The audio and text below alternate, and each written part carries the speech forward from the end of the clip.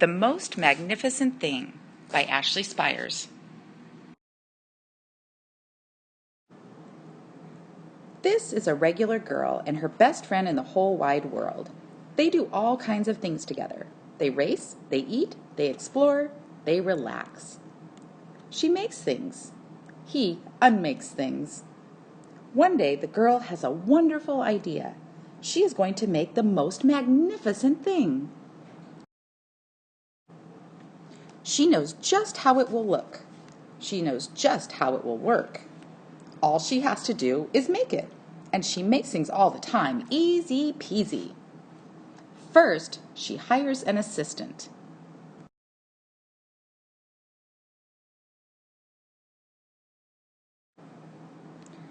Next, they gather their supplies. They set up somewhere out of the way and get to work. The girl tinkers and hammers and measures, while her assistant pounces and growls and chews. When she is finished, she steps back to admire her work. She walks around one side. Her assistant examines the other side. It doesn't look right. Her assistant picks it up and gives it a shake. It doesn't feel right either. They are shocked to discover that the thing isn't magnificent or good. It isn't even kind of sort of okay. It is all wrong.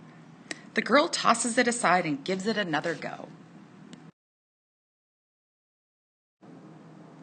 She smooths and wrenches and fiddles. Her assistant circles and tugs and wags. When she is finished, she stands up and takes a long look at it.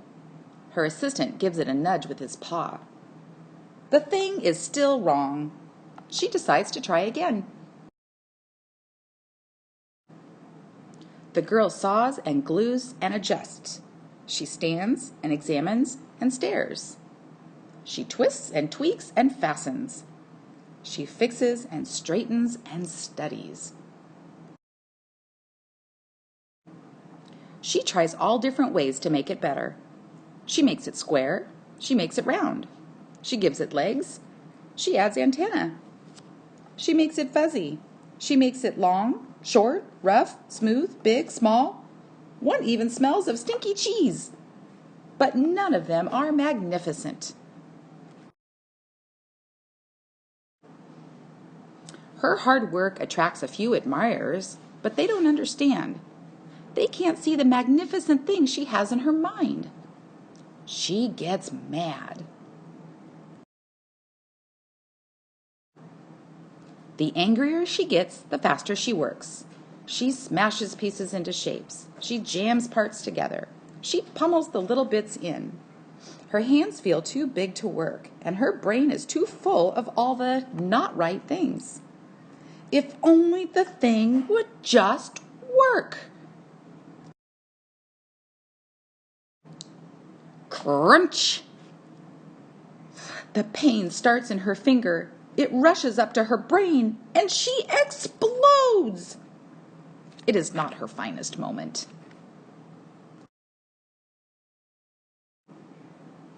I'm no good at this. I quit.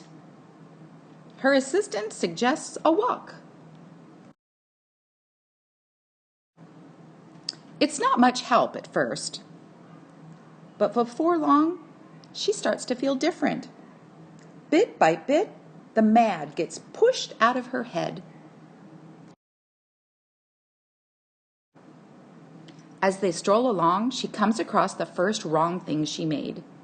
The bad feelings are about to start all over again. Then she notices something surprising.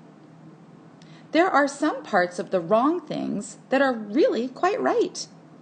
The bolts on one, the shape of another, the wheel-to-seat ratio of the next. There are all sorts of parts that she likes.